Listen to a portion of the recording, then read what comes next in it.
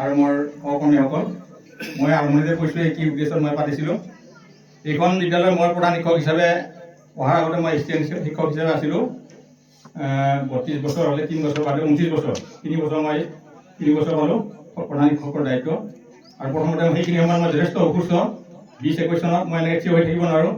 যিসকলে মোক প্ৰথম 20 চনত যিসকল ছাত্ৰ ছাত্ৰী আছিল তেওঁলোকে জানে মই বৰ্ডত মানে হালি যাওঁ, কেতিয়াবা লিখি থাকোঁতে বৰ্ডত মই পৰি যাওঁ। মোৰ মানে মগজুৱে ঠিকমতে কাম কৰা নাছিল, চিকিৎসাটো ঠিকমতে পোৱা নাছিলোঁ মই। এতিয়াও অসুস্থ মই, তথাপি সুস্থ বুলি ক'ব পাৰোঁ, কাৰণ মই 5টা ক্লাছ কৰোঁ। যেতিয়া সুস্থ মানে কৰিব পাৰে বুলি মই ভাবোঁ। কণ্টিনিউ মই 5টা ক্লাছ কৰোঁ। আৰু 2023 চনত যেতিয়া প্ৰধান শিক্ষকৰ দায়িত্ব লওঁ তেতিয়া আমাৰ শিক্ষকৰ অভাৱ, মই 6টা ক্লাছ কৰিবলগীয়া হৈছিল। যিয়ে হওক, তোমালোকক দেখাৰ লগে লগে বহুত স্মৃতি মোৰ চকুৰ আগেদি পাৰ হৈ গৈছে। আৰু তাৰ আগতে এটা কথা ক'ব লাগিব, এই প্ৰধান শিক্ষকৰ দায়িত্ব লোৱাৰ ক্ষেত্ৰত মোক যোনমান ব্যক্তিয়ে খুব মানে জোৰকে ধৰিছিল, তাৰে এজন মোৰ বন্ধুবৰ ককাইদেউ গুৱাহাটীৰ মূলান চন্দ্ৰ নাথ। তেখেতে মই যেতিয়া দায়িত্বটো ল'ব খোজা তেওঁ এক টকা ধমকি লগাই মোক মেছেজ এটা দিছিল। তেওঁ মোৰ নিজৰ অভিভাৱকৰ দৰে। তেওঁ কৈছিল যে বেলেগে টকা পইচা খৰচ কৰি প্ৰধান শিক্ষকৰ দায়িত্ব লয়, আপুনি আৰু উপদেশ দিয়া দায়িত্বটো নলয় কিয়? আপুনি কৰক, আৰু 3 বছৰ যি সময় পায় আপুনি স্কুলখনৰ নিজৰ বুলি ভাবি আপুনি কাম কৰি যাওক। আৰু মই তেওঁৰ উপদেশ পৰামৰ্শ প্ৰয়োগ কৰি মই প্ৰধান শিক্ষকৰ দায়িত্বটো ল'লোঁ। আৰু তেওঁ প্ৰতিটো মুহূৰ্তত মোক কৈছে, পকিয়াই আছিল যে তাত যি পইচা পাতি আহে ৰাজহুৱাভাৱে আপুনি হিচাপটো ঘোষণা কৰিব আৰু কামবিলাক যিমান পাৰে নিজৰ ঘৰৰ দৰে কৰিব। সেইকাৰণে মোৰ এতিয়া 3খন ঘৰ ক'ব লাগিলে, আৰু এইখন ঘৰ মই এৰাৰ পথত যদিও এই ঘৰখনৰ প্ৰতি মোৰ দায়িত্ব সদায় থাকিব, আন্তৰিকতা সদায় থাকিব। 3খন ঘৰ বুলি এইকাৰণে কৈছোঁ, প্ৰথম ঘৰখন মোৰ নিজৰ ঘৰখন, দ্বিতীয় ঘৰ এইখন, আৰু তৃতীয় ঘৰখন মোৰ এখন ঘৰ আছে। সেইখনে মোৰ কাৰণে অপেক্ষা কৰি আছে। মই খুব কম দিনৰ ভিতৰত তালৈ গুচি যাম। যিয়ে হওক, এইখনৰ কথাটো মই কেতিয়াও পাহৰিব নোৱাৰোঁ। আৰু মোৰ নিজৰ ঘৰৰ কাৰণে মই ঘৰৰ দৰে ভাবাৰ কাৰণে হয়তো মই কিছু অলপ কাম কৰিবৰ কাৰণে শক্তি পাইছোঁ। আৰু প্ৰতি মুহূৰ্তত এই মানুহজনে মোক শক্তি আছিল। আৰু তাৰ আগতে মই এজনৰ ব্যক্তিৰ সুবৰণ কৰিব লাগিব, তেওঁৰ মানে অৱদান। আমাৰ প্ৰধান শিক্ষক আছিল ৰেৱতী মোহন উপাধ্যায়। মই যেতিয়া এইখন বিদ্যালয়ত আহোঁ, ইয়াত জইন কৰিব দিব নে নিদিব, কাৰণ তেতিয়া এনেকুৱা এটা আছিলে, কিছুমান শিক্ষকক জইন কৰিব দিয়ে, কিছুমান শিক্ষকক জইন কৰিব নিদিয়ে স্থানীয় মানুহবিলাকে। তেনেকৈ মই যিখন প্ৰথম স্কুল বকুলতলা এম ই স্কুলত আছিলোঁ, তাতে এটা ঘটনা ঘটিছিল। মানে এজন তাতে খাটি আছিল, তাৰ ওপৰত মানে তেওঁৰ ৰেকমেণ্ডটো নহ'ল, বেলেগ এজনে খাটি আছিল। লালপুৰৰ আছিল হেডমাষ্টাৰজন। তেওঁৰ লগত মই একেলগে খোজকাঢ়ি আহি আছোঁ। তাৰপিছত যিজনে খাটি আছিল তেওঁ মানে এখন ডেগা লৈ ৰাস্তাত ৰখি আছে। খোজকাঢ়ি যাওঁতে একদম ডেগাখন মাৰিব ধৰিছিলেই। এতিয়াতো একদম হতভম্ব হৈ গ'লো আমি। ভাগ্য ভাল, সেইখিনি সময়ত তাতে বেলেগ মানুহ আছিল, তাক লগে লগে গভা মাৰি ধৰিলে। তাৰপিছত এই কৈছে মোক কিয় জইন কৰিব দিয়া নহ'ল স্কুলত, বেলেগ এজনক কিয় জইন কৰিব দিয়া হ'ল। এনেকুৱা ধৰণৰ এজন পাইছিলোঁ মই তাতে অভিজ্ঞতা। 2 বছৰ আছিলোঁ মই সেইখন স্কুলত, বকুলতলা এম ই স্কুল। তাৰপিছত যেতিয়া মই এটা সুবিধা পালোঁ, তাৰ এজনে ইয়াতে এপইণ্টমেণ্টটো ল'বৰ কাৰণে মই ক'লোঁ, আৰু মই তাতে থাকিলোঁ। তেওঁ ইয়াত আহি মই ইয়াত আহিম আৰু তেওঁ তাতে যাব বুলি, তেওঁ মানে আমিৰ হুছেইন, তেওঁ মানে ইয়াতে এপইণ্টমেণ্টটো ল'ব গ'লোঁ। কিন্তু তাৰ আগতে মই ৰেৱতী উপাধ্যায়ৰ ঘৰলৈ গ'লোঁ, আৰু ইয়াত জইন কৰিব দিব মানে দিব সেই কথাটো মই নিশ্চিত হ'লোঁ। তেওঁ ক'লে যে আমি কাকো তেনেকৈ মানা নকৰোঁ, জইন কৰিব দিম বুলি ক'লে। তাৰপিছতে মই ইয়াত জইন কৰিলোঁ। আৰু দেখিলোঁ তেওঁৰ যিটো কৰ্মপতি, আৰু ৰেৱতী উপাধ্যায় ছাৰ আছিল এজন দেৱতাৰ নিচিনা সদৃশ মানুহ। অফিচত তেওঁৰ যিটো চেহেৰা, যিটো ভাৱমূৰ্তি, আমি অফিচত গ'লে দেখিছোঁ তেওঁৰ কাৰণে দেখিলে সন্মান কৰে মানুহবিলাকে। আৰু প্ৰথমটো টকা পইচাৰ ক্ষেত্ৰত মই এটা উদাহৰণ পালোঁ। এই আমাৰ যিটো ষ্টাফৰ যিটো লেট্ৰিন আছে, 21,000 টকা দিছিল আমাৰ ব্লকৰ পৰা, ৰুদ্ৰ ব্লকৰ পৰা। তেওঁ গোটেইখিনি পইচা খৰচ কৰাৰ পিছতো 1400 টকা থাকি গ'ল। এই 1400 টকা থকাৰ পিছত তেওঁ এই 1400 টকাটো আমাৰ ফাণ্ডত দান কৰিছিল। এনেকুৱা ব্যক্তি মই লগ পাইছিলোঁ, আৰু সেইবিলাকে মোৰ হয়তো এই পৰৱৰ্তী জীৱনত মোক বহুত সহায় কৰিছে। এতিয়া মই যিজন মানুহৰ কাৰণে মই এই দায়িত্বটো ল'ব, মই এটা মেছেজ কৰি দিব খুজিছোঁ। তেওঁ লগাই মোক মেছেজ মাৰিছে, মই কিছু আৱেগিক হৈ পৰিছোঁ তেওঁৰ মেছেজটো পঢ়ি।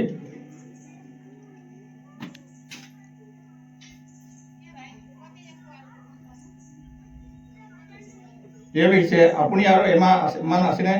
আপুনি নিজে ভাল পোৱা এখন স্কুলৰ পৰা অৱসৰ লৈ ওলাব। ইতিমধ্যে ভাইটি এখন স্কুলত স্থায়ী পোষ্টত সোমালে, কিমান আনন্দৰ কথা লিখিছেনে? সত্যত থাকি নিস্বাৰ্থভাৱে আনৰ উপকাৰ কৰিলে ভগৱানেও তেওঁৰ প্ৰতি চকু দিয়ে। মই কথাটো উপলব্ধি কৰিছোঁ। এই মানুহজন মোক মেছেজটো দিছে, মই অলপ আৱেগিক হৈ পৰিছোঁ। কাৰণ তেওঁ এদিন মোক বহুৱাই লৈ কৈছে, তেওঁ আছিল পুলিচ বিভাগত। মই কথাখিনি অলপ ক'ব লাগিব। তেওঁৰ বিভাগটো আছিল একাউণ্টছ বিভাগত।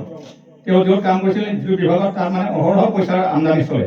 তেওঁ নোখোজাকৈ তেওঁক পইচা দি যায়, তেওঁ পইচাবিলাক ঘৰত লৈ যায়। ঘৰ লৈ যোৱাৰ পিছত তেওঁৰ ছোৱালী 3জনী মানে পায়, পোৱাৰ পিছত মানে যাহা তাহ খৰচ কৰে। কৰাৰ পিছত তেওঁ নিজে উপলব্ধি কৰিলে যে মই যদি ঘৰত এনেকৈ সদায় টকা লৈ আহোঁ, তেতিয়াহ'লে মোৰ ছোৱালীজনী বিপদে পৰিচালিত হ'ব।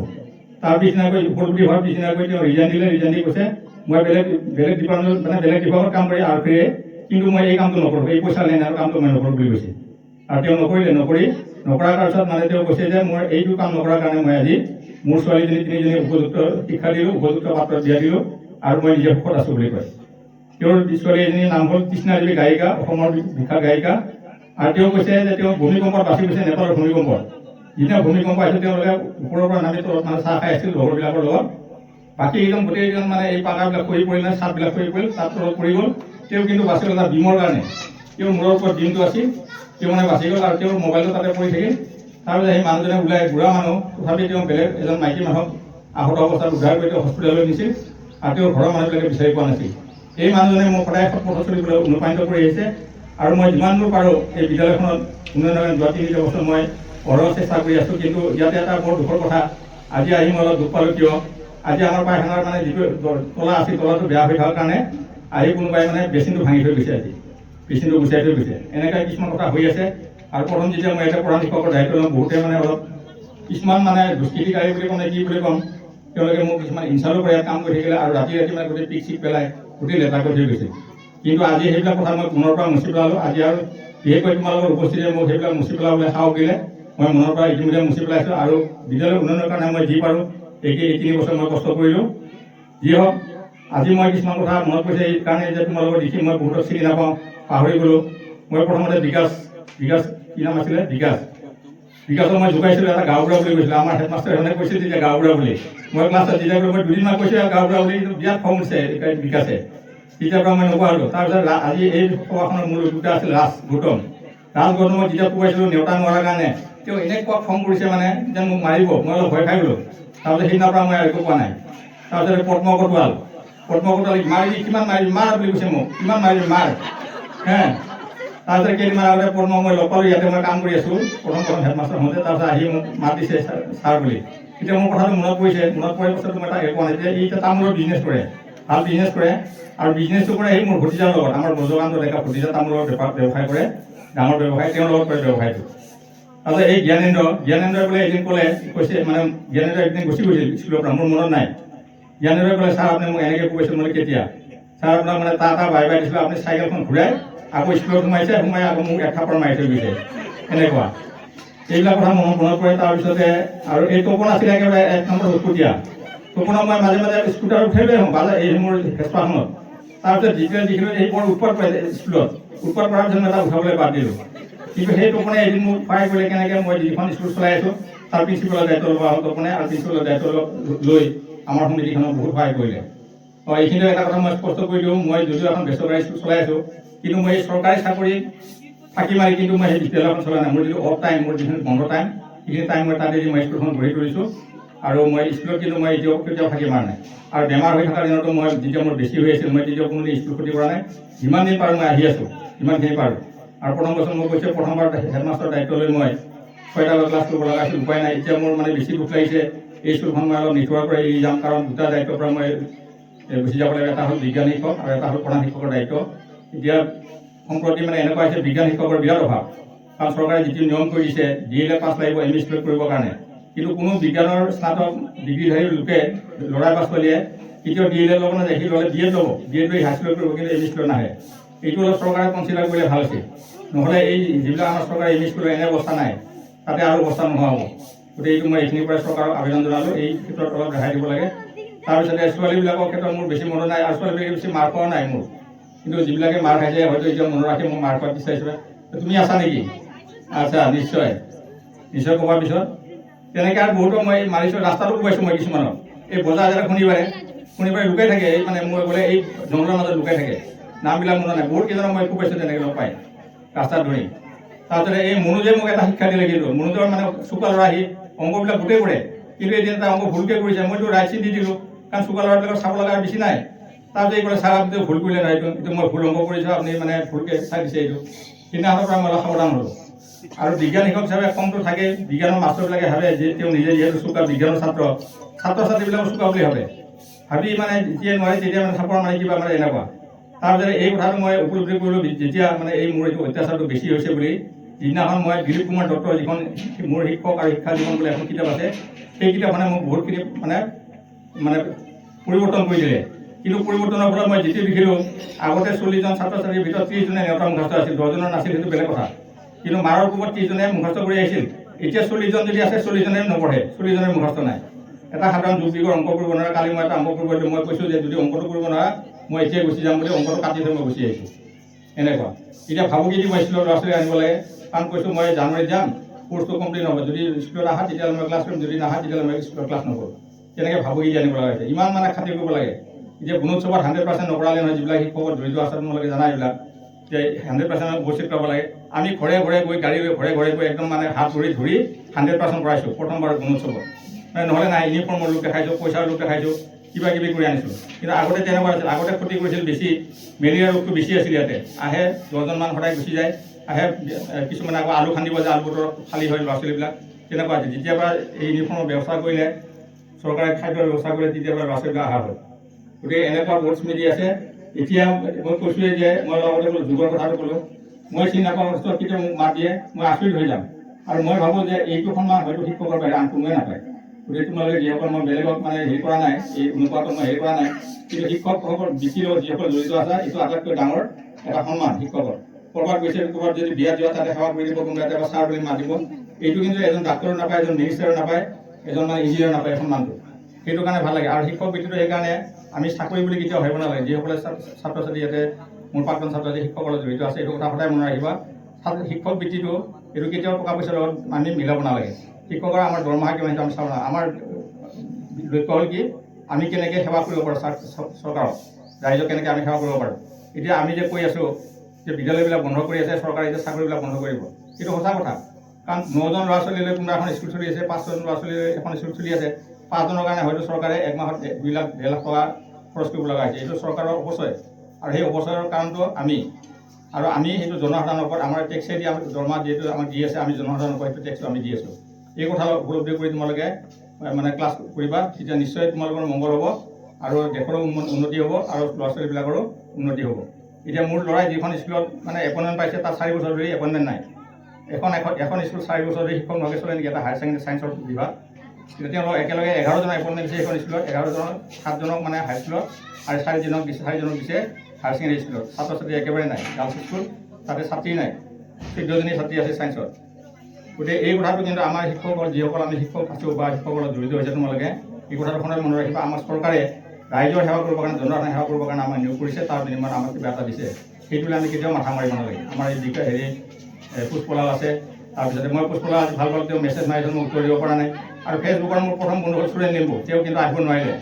তাৰপিছত দ্বিতীয় আছিলে এই চক্ৰ গৌতম, তাৰপিছত অৰুণ নেওপানে আহিছিল, তাৰপিছতে এই সুভাষ গৌতম, এনেকৈ কোনোবা আহিছিল।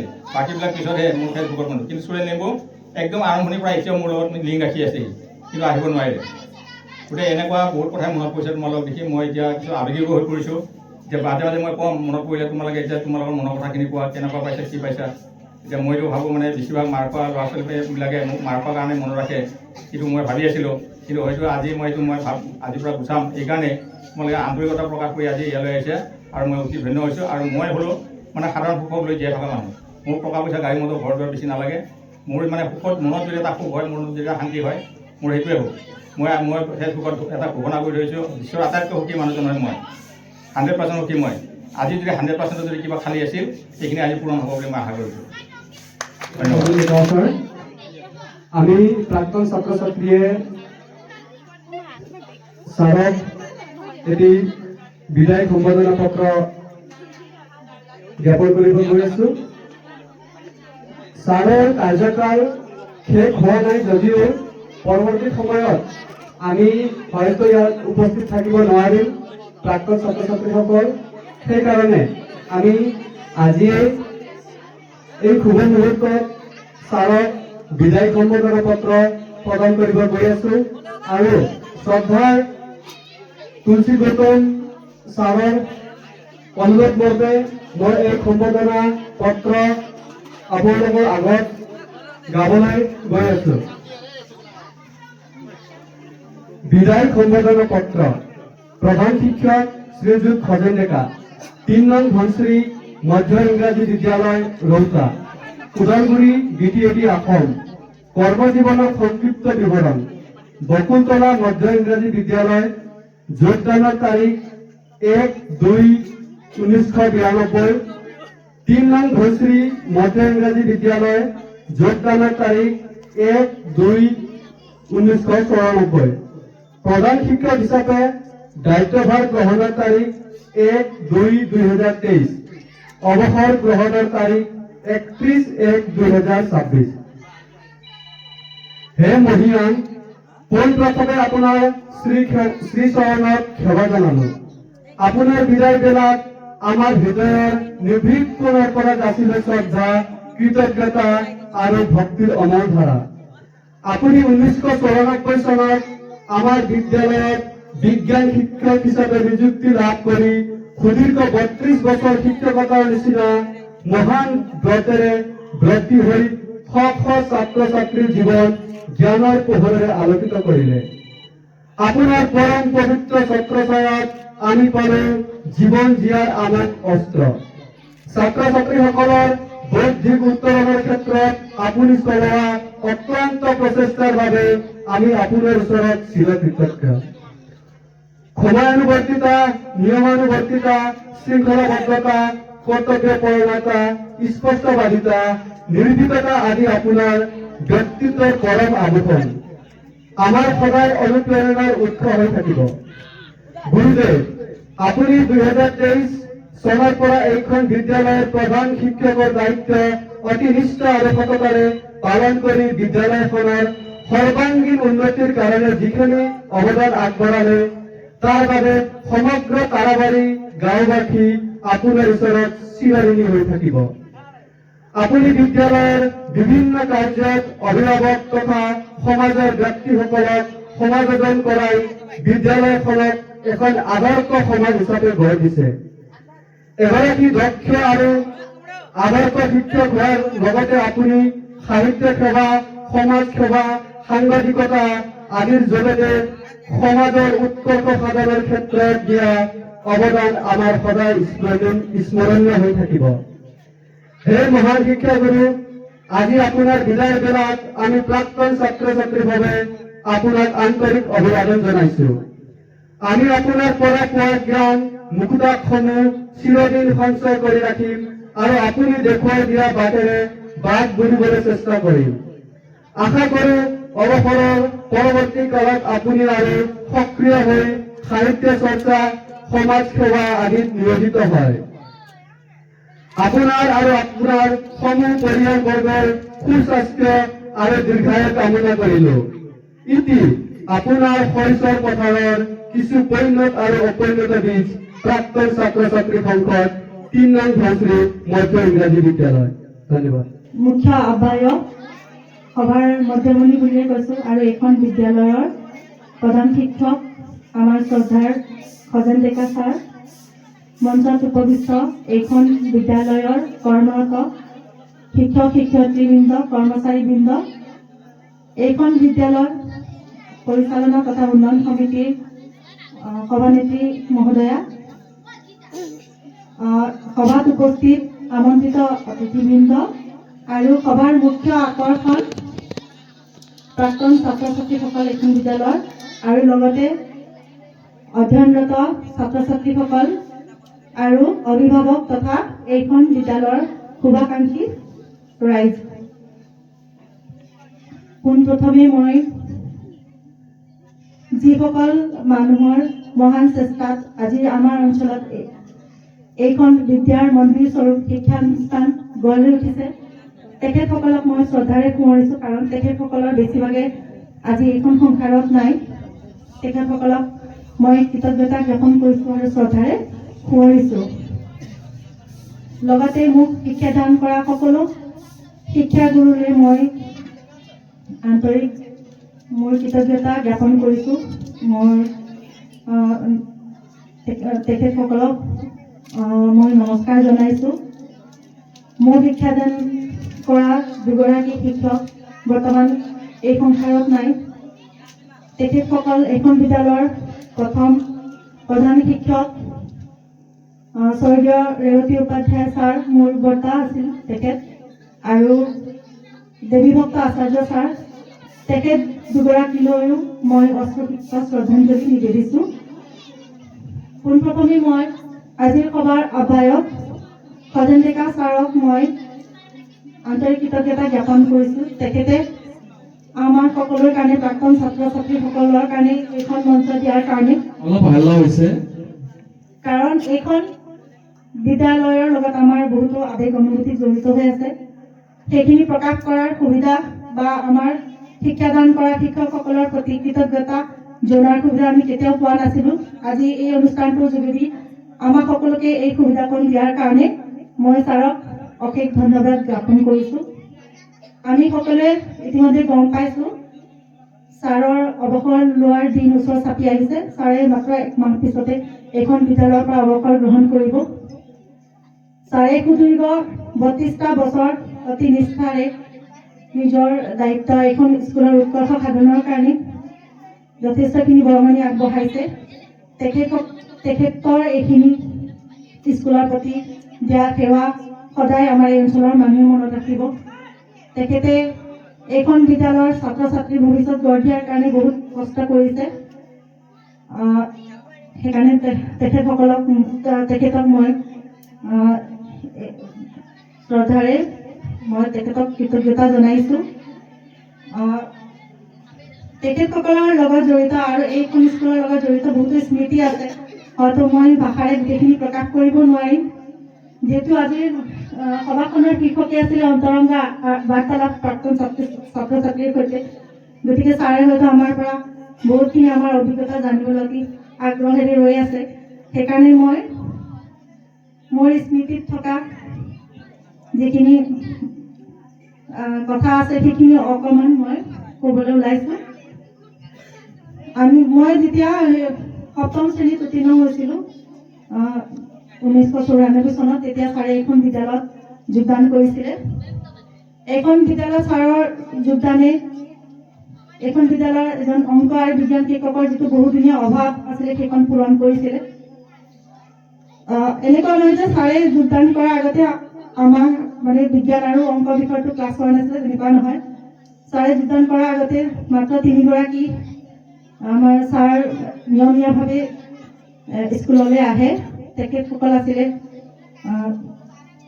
আমাৰ দেৱীভক্ত আচাৰ্য ছাৰ শ্ৰীপ্ৰসাদ শৰ্মা ছাৰ আৰু দামৰু ভট্টাৰাই ছাৰ আমাৰ প্ৰধান শিক্ষক হেড ছাৰ তেতিয়া বেছিভাগ কাৰ্যালয়ৰ কামত ব্যস্ত থাকে তেখেতে নিয়মীয়াভাৱে স্কুললৈ আহিব নোৱাৰে কিন্তু তেখেতে আহিলে আমাৰ অংক ক্লাছবিলাক তেখেতে কৰে আৰু খগেন শৰ্মা ছাৰ আছিলে তেতিয়া নিয়মীয়া শিক্ষকে আছিলে কিন্তু তেখেতো মানে হয়তো তেখেত উচ্চ শিক্ষাৰ কাৰণে বেছিভাগ সময় গুৱাহাটীতে থাকে সেই সময়ত সেইকাৰণে তেখেতো নিয়মীয়াভাৱে পাঠদান কৰিব নোৱাৰে এই 3গৰাকী ছাৰে আমাক বহুত কষ্ট কৰি অবিৰতভাৱে ক্লাছবিলাক কৰিছিলে তেখেতসকলে বিৰতি নোলোৱাকৈ ক্লাছবিলাক কৰিব লগা হৈছিলে মাত্ৰ জিৰণিৰ সময়খিনিহে তেখেতসকলে বিশ্ৰাম কৰিবলৈ পাইছিলে ছাৰ অহাৰ পৰা তেখেতসকলে অলপ হ'লেও সকাহ পাইছিলে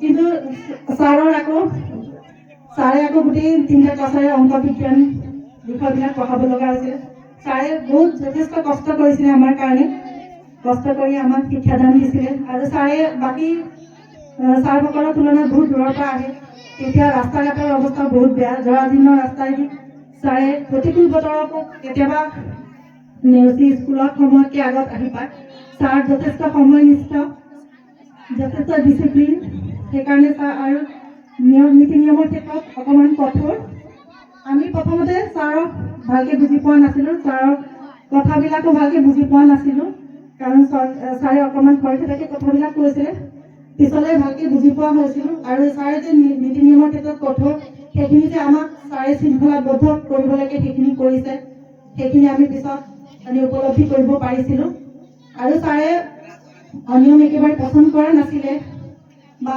ক্লাছত অমনোযোগী হোৱাটো একেবাৰে পচন্দ কৰা নাছিলে ছাৰে মানে যেনেকৈ হ'লেও ছাত্ৰ ছাত্ৰীক মানে শৈক্ষিক দিশত আগবঢ়াই নিবলৈ চেষ্টা কৰিছিলে অকল শিক্ষাৰ ক্ষেত্ৰতে যে ছাত্ৰ ছাত্ৰীক গুৰুত্ব দিছিলে তেনেকুৱা নহয় ছাৰে বাকী ক্ষেত্ৰতো ছাত্ৰ ছাত্ৰীৰ উন্নয়নৰ কাৰণে বহুত কাম কৰিছিলে ছাৰে বিদ্যালয়খনৰ চাফ চিকুণৰ পৰা আৰম্ভ কৰি শ্ৰেণীকোঠাৰ চাফ চিকুণৰ পৰা আৰম্ভ কৰি মানে ছাত্ৰ ছাত্ৰীৰ ব্যক্তিগত পৰিষ্কাৰ পৰিচ্ছন্নতাৰ ওপৰতো যথেষ্ট গুৰুত্ব দিছিলে প্ৰথম ছাৰে বিদ্যালয়খনত জইন কৰাৰ পাছৰ পৰা মই চেণ্ডেল পিন্ধি স্কুলখনলৈ অহা হৈছিলোঁ তাৰ আগতে মই 2 বছৰ চেণ্ডেল নিপিন্ধাকৈ আহিছোঁ তাৰপিছত প্ৰথম মানে ধৰক তেতিয়া এযোৰহে ইউনিফৰ্ম থাকে শনিবাৰলৈকে বহুত লেতেৰা হৈ যায়, মাজতে ধোৱাৰ প্ৰশ্ন নাথাকে। তেতিয়া তেনেকৈ পিন্ধি আহোঁ, বাকীবিলাকে কোব খোৱা দেখি পেলাই মই নিজে মানে ইউনিফৰ্ম ধোৱা হ'লোঁ। মানে মাজত এদিন মানে সপ্তাহত বগা চাৰ্টটোৰ অৱস্থা নাইকিয়া হৈ যায়, সেইকাৰণে মই নিজে গৈ পেলাই প্ৰথম ছাৰৰ কাৰণে মই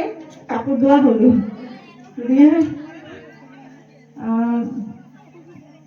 গতিকে তাৰপিছতো মই ছাৰে যথেষ্ট সহায় কৰিছে মোক ব্যক্তিগতভাৱে।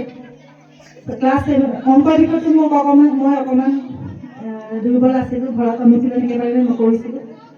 ছাৰে যোগদান কৰাৰ পিছত অংকৰ বিষয়টোত মোৰ আগ্ৰহটো বাঢ়িছিলে আৰু মই ঘৰত অনুশীলন কৰা হৈছিলোঁ আৰু পিছলৈ মই অংকত অকণমান ভাল নম্বৰ লৈ পাছ কৰিব পৰা হৈছিলোঁ।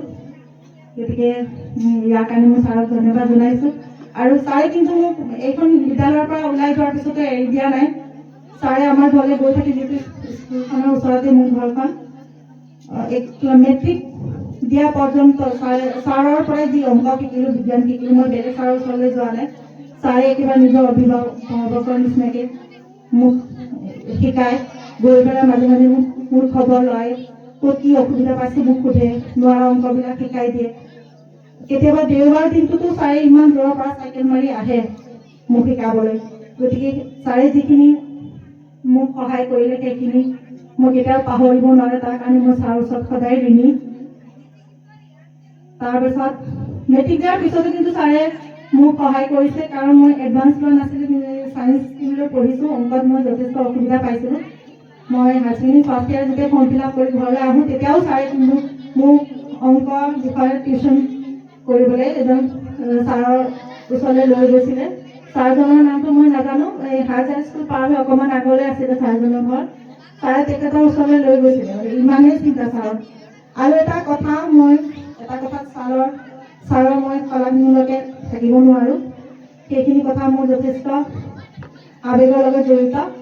মই যেতিয়া ক্লাছ 7ৰ পৰা উত্তীৰ্ণ হৈ পেলাই দেউতাই মোৰ যেতিয়া ৰৌতা ষ্টেচন হাইস্কুলত নাম লগাই দিছিলে, ছাৰে তেতিয়া মোৰ খবৰ ল'বলৈ আমাৰ ঘৰলৈ গৈছিলে। তেতিয়া ছাৰে হয়তো দেউতাও কেতিয়াও সেই কথাটো চিন্তা কৰা নাছিলে।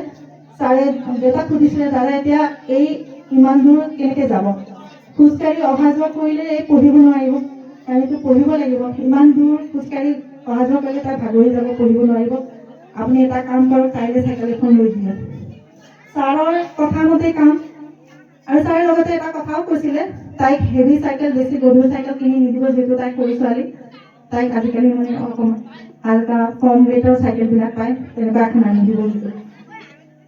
চাইকেল কিনা দিনাখন ছাৰেও দেউতাৰ লগত গৈছে দাস স্কুলৰ পৰা। মোক এতিয়া খুব প্ৰচলিত চাইকেল লেডিবাৰ্ড, তেনেকুৱা এখন চাইকেল মোক দেউতাই কিনি আনি দিছিলে। চাইকেল কিনোতে কিন্তু ছাৰো আছে। তাৰপিছত প্ৰথম মোক আনি দিলে, এতিয়া মইতো অকলে চাইকেল লৈ যাব নোৱাৰোঁ, কাৰণ মোৰ লগৰবিলাক খোজকাঢ়ি যাব, মই কেনেকৈ যাম। তাৰপিছত ললিতা দেৱী মাতৃকা উপাধ্যায় তাইলৈও চাইকেল এখন আনি দিলে। তাৰপিছত ললিতা দাসক চাইকেল এখন আনি দিলে। চাওঁতে 1 মাহৰ ভিতৰতে সুদূৰ তাৰাজুলিৰ পৰা কলিগাঁও পৰ্যন্ত যিমান ছোৱালী ৰৌতা ষ্টেচন হাইস্কুলত খোজকাঢ়ি গৈছিলে, সকলোৱে চাইকেল লৈ যোৱা হ'ল।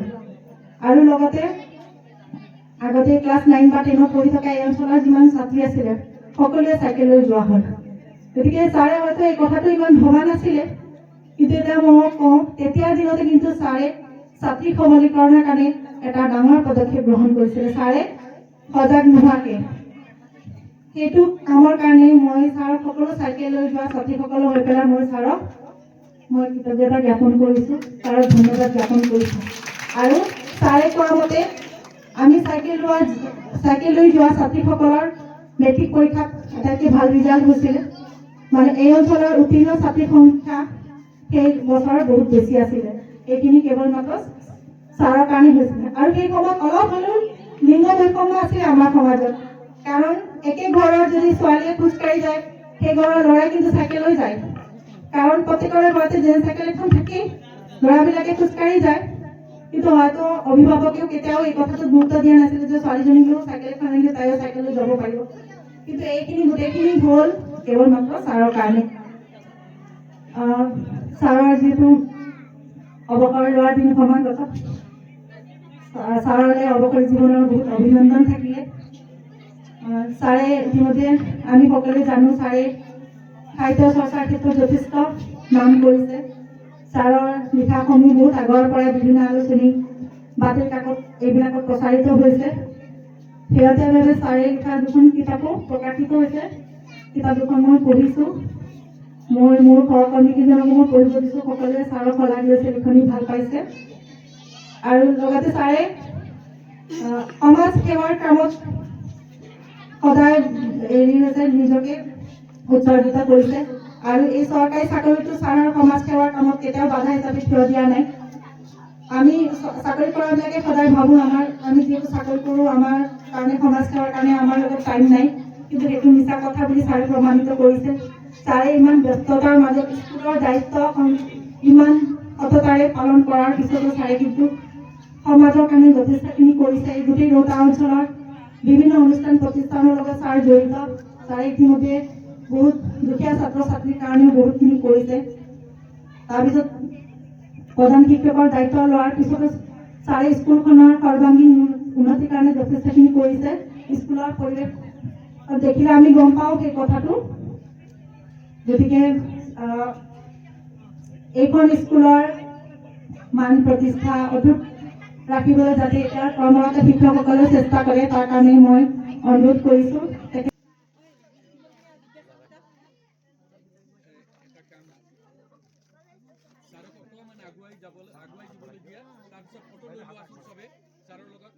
যিমান আছে ছাৰক অলপ আগুৱাবলৈ কোৱা। ছাৰ ঠিক আছে, ছাৰ আপুনি অকণমান আগুৱাই আহকচোন। পিছফালে আপোনাৰ পিছফালে গোটেই যাব। সকলোৱে যোৱা, সকলোৱে যোৱা, যোৱা, সকলোৱে যোৱা। আৰু এটা হ'ব ফটো ছেশ্যন পিছত।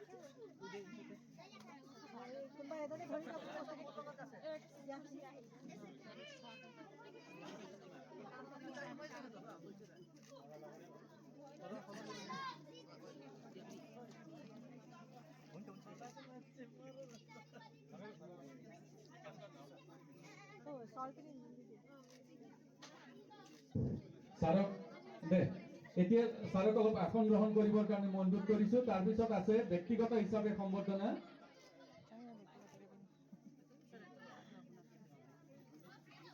সকলোৱে সম্বৰ্ধনা যদি জনে জনে ছাৰক সম্বৰ্ধনা কৰিম বুলি ভাবিছে। সুমিত্ৰা, সকলোৱে আগুৱাই আহক।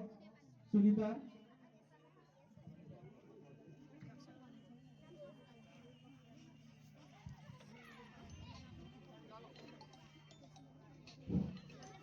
আমাৰ প্ৰাক্তন ছাত্ৰ ছাত্ৰীসকলে